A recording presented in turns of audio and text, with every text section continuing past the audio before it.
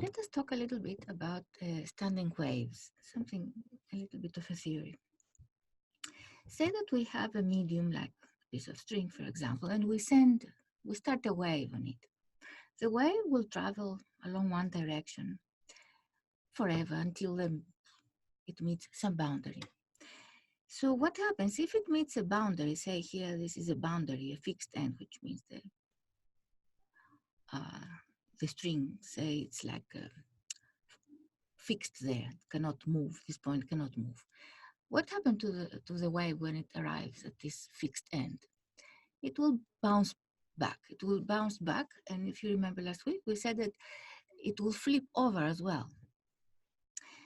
And on its way back, it will overlap with the incoming wave, and the two will interfere with one another. And according to the principle of superposition, the amplitudes, the displacements at every point will add up. Now, it is possible if we have the string fixed at both ends, it is possible to produce something that we call a standing wave. And when a standing wave happens, and these are three examples of standing waves that we can produce between two fixed points, it means that the wavelength and the frequency of these waves have particular values. We cannot produce a standing wave in a string of between two fixed ends for any different random wavelengths. It is only for particular wavelengths and frequencies that we can produce standing waves. And when we manage to do so, to produce a standing wave, means that what we see and what we hear is a sound that is going to be sustained. Why do I say sound when I talk about the string here, wave in a string? Because the string, when it vibrates the air around it and sets the air vibrating, in other words, and produces a sound wave. So anyway, this vibration of the string is going to be sustained vibration. And in other words, it lasts for some time. It does not disappear and immediately. It's a matter of resonance. It resonates. The string resonates, and so every string can resonate at particular wavelengths and frequencies, which depend what are the wavelength and frequency. What are these wavelengths and particular frequencies that we're talking about? They depend on the length of the string. So let us see, for example, how does the wavelength links to the length of a string? Because why do we care about this information? Because actually this is the principle of all the string instruments, how they work. So the length of the string and the standing waves, the physics of the standing waves actually determines the notes that we are going to hear, that are going to be produced by the string instruments. So it's actually quite important for us. Now, let us see, for example, let us consider these three examples. The number one example shows the smallest kind of frequency that we can produce in a piece of string. And the basic, in other words, the basic wavelength and frequency that we can produce, the basic resonance that we can produce on a piece of string, say the length of this string is L. For all of these strings, the length is L. And because it's the basic, we can call it the fundamental. So the fundamental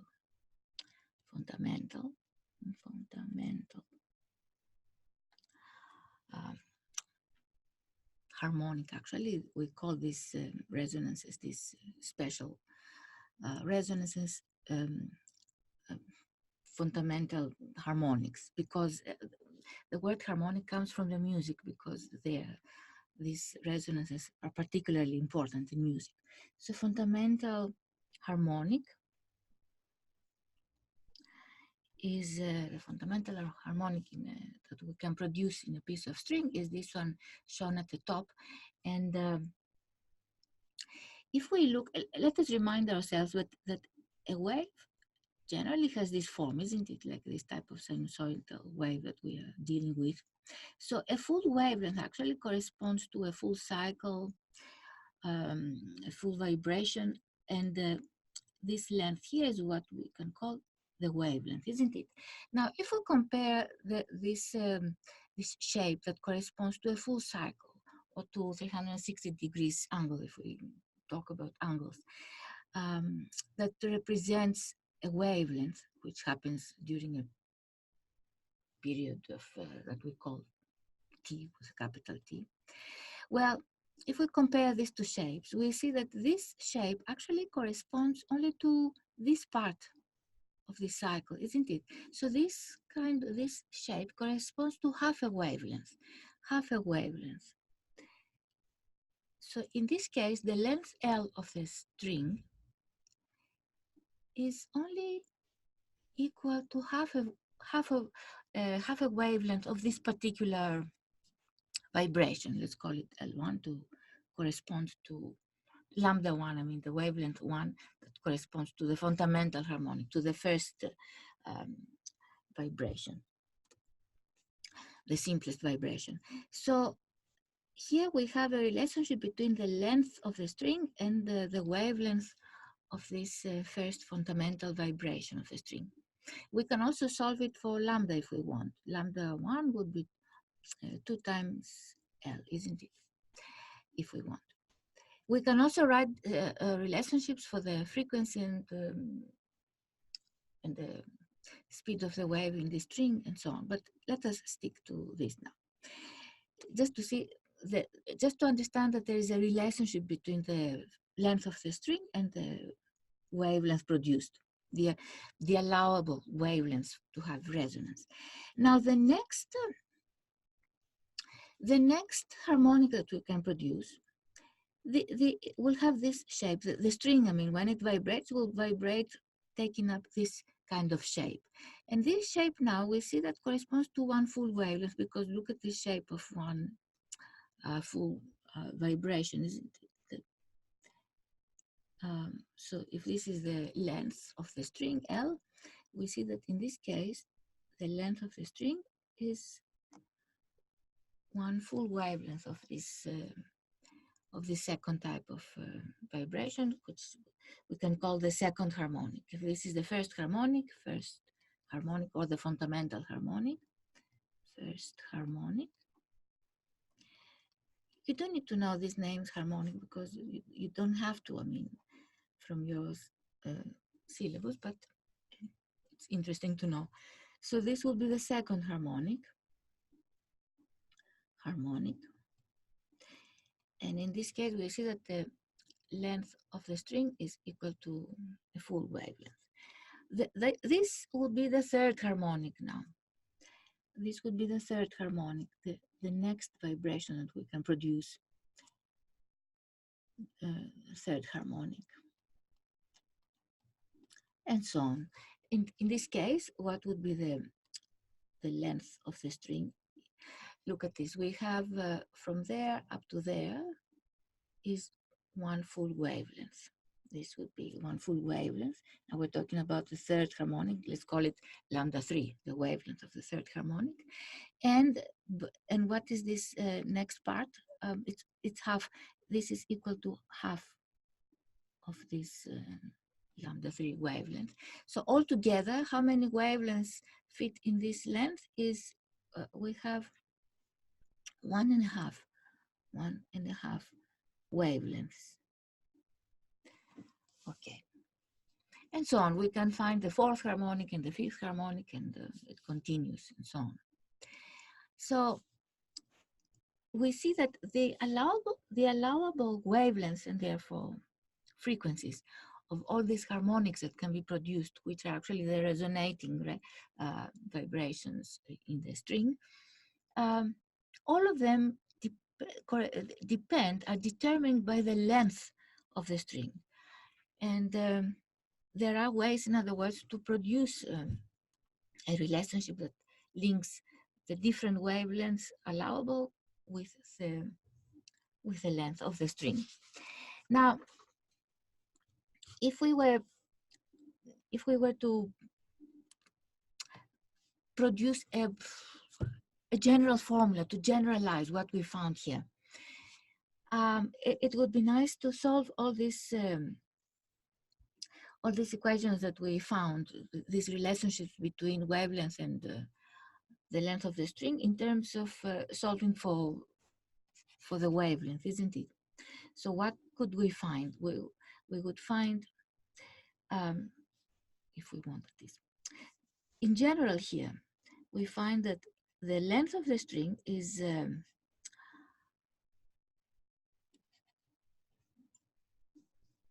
it's actually n over 2. Let's see now, what is this?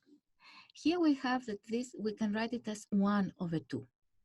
This can be written as 2 over 2, isn't it? This can be written the 1,5 wavelength that we found. We can write it as 3 over 2, isn't it? And so if we had the fourth harmonic, the fourth wavelength would be, we're going to find that it's equal to 4 over 2. Sorry, not talking about the length of the string, sorry. To write it in the same kind of configuration, we would find this relationship and so on. So overall, we see that this number here that we can call n, that we have here in general, is it's an integer that can take values from 1, 2, 3, 4, and so on. 1, 2, 3, and so on. Integer values, in other words, and links the length of the string with the wavelength. We could also, if we knew the speed of the wave in this medium, because you know, in the same medium, the waves travel with the same speed. Okay, the speed is determined by the medium, and in this case, if we are talking about a string which is stretched equally in all the cases, when we produce a different harmonics, the wave will travel with the same speed. And if the wave, if the speed of the wave in all in the strings is kept the same, in other words, the tension in the string is kept the same, and the thickness of the string and so on, then the speed of the wave would be the same, and therefore we could, similarly, we could find a formula for the frequency of the wave and how it links to the length of the string. Why? Because you remember the wave equation, the speed of the wave is the wavelength times the frequency. This is in generally the wave equation. If this speed is kept the same, in other words, we keep the parameters of the spring that give it its properties as a medium, we keep the same, then we could find a formula for the frequency, since we have now some relationship between the wavelength and the length of the string. And this, if we would have this form, we can show why. We can show why. You don't need to remember that, but it can be found. It's not in each particular problem. Why? How can we find this formula? Because remember, lambda, we can solve for lambda there in terms of the length. That is 2 times L over N, isn't it? And then if we solve for the frequency, this equation from the wave equation, the frequency is velocity times divided by lambda, and then that would be then velocity there. The lambda, if we replace it from up here, would be 2L times N, and here we have how we get the formula for the frequency, which is this one that we wrote up there, where N again is the same, 1, 2, it's an integer, 1, 2, 3, and so on. Now, so in other words, why do we do that? Is to see that there is a pattern here of how the length of the string relates to the wavelength and to the frequency. Remember, the speed of the wave is the same in the same medium, provided that the medium stays the same. And in the case of the string, means that we keep the same tension. We don't change the tension of the string, so that the speed of the wave stays the same, no matter which harmonic we have forming on the string. Okay, so there are patterns here that we can follow. And remember, it's nice to know how to get those formulas instead of remember them by heart, which is very easy to make mistakes. Now, standing waves are not only formed on strings, they are also formed in pipes. And here there are some pipes. Remember again the musical instruments. We have lots of musical instruments that work with pipes, like the flute and the trombone and the organ and so on. These have are based on a pipe where an air column vibrates within the pipe and produces a standing wave. But now with pipes, we have two sorts of pipes. There are some pipes that have, like this top one, it has one end closed and the other end open. And there are also other pipes that have both ends open. Now, when a pipe has an open end, whether both or just one, at the open end of a pipe is like a free end, but a closed end is like a fixed end, like if we compare with a string, where we have a fixed end where the nodes forming. I didn't speak about the nodes, but at the fixed ends, at the two ends, in other words, we have nodes forming. Well, a closed pipe corresponds to this type of a fixed end. So we have a node forming when the air vibrates inside it. So here, let's see again the strings, because I forgot to discuss about refer to the concept of the nodes. So these two ends are nodes because the points of the string do not vibrate at these ends. But okay, in the first harmonic, we can see that we only have two nodes. But as we go to the second and the third harmonic, we see that we have nodes even not at the ends, but in between the string at particular positions. And in this, like in the third harmonic, for example, we have 1, 2, 3, 4 nodes. And the two of them are on the string somewhere, not at the ends, not at the fixed ends. Nevertheless, wherever we see nodes, and here in this second harmonic, we have one node in the middle of the string. Again, these points do not vibrate. They stay like stationary, whereas the other points of the string vibrate up and down. These at the nodes, they do not vibrate. And okay, so these are nodes which can be at the ends or at other specific areas within the string, within the medium, in other words. And the places where we have like maximum amplitude, like these parts here, these positions here, these positions are called antinodes. Antinodes. So here in the second harmonic, for example, we have 2 antinodes and 3 nodes. In the third harmonic, we have 1, 2, 3 antinodes and 1, 2, 3, 4 nodes, and so on. So here in the columns now, the vibrating air columns, again we have nodes and antinodes, but we need to remember that when we have a pipe with a closed end, it corresponds to a node, a fixed end, corresponding to a string of a fixed end. And where we have an open end, it always corresponds to an antinode, where we have maximum amplitude. Now, of course, when we talk, we draw those shapes in the pipes, showing the vibration of an air column.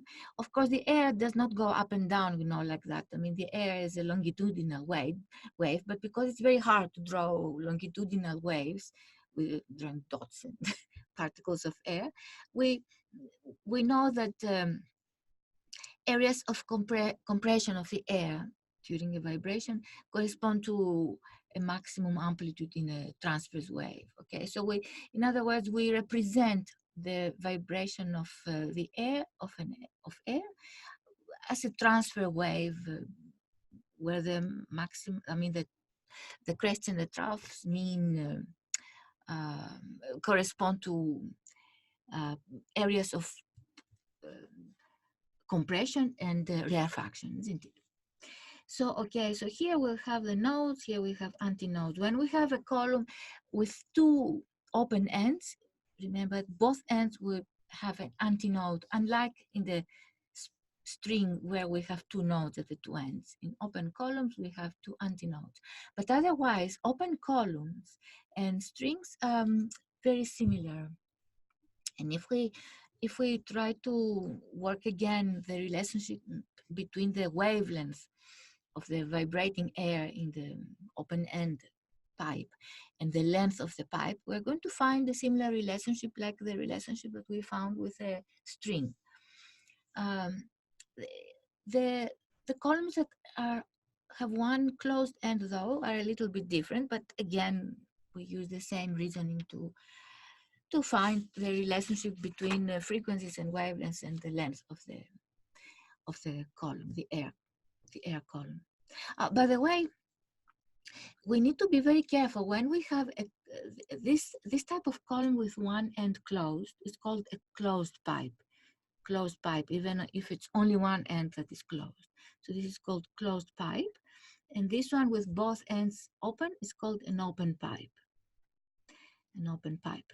And we must say that even if we talk about the fundamental harmonic produced in both of them, they are not the same type of sound, because remember that there are different vibrations happening in the air in the two types because of the difference in where we find the nodes and the antinodes, and the relationship between the wavelength of the wave produced during resonance and the length of the pipe is not the same. So the sounds that we are going to hear are very different from in the two cases, even if the length of the pipes is the same. So let us see in this diagram, we have the different possible harmonics that we can produce from these are the closed pipes and the open pipes.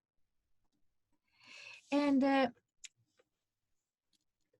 now that we know that there are ways to find a relationship between wavelength and length, or between frequency and length, I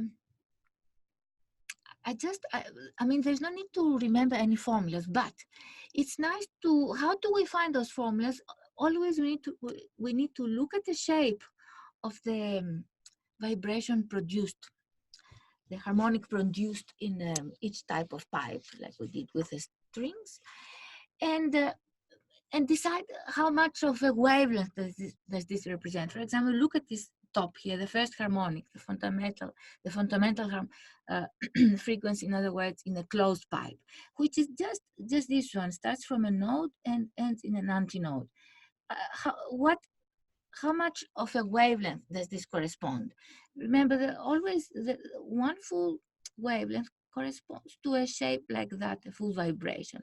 But here we have only from there up to some maximum there, which is actually, if we compare it with this full wave, it's only from there up to there, isn't it?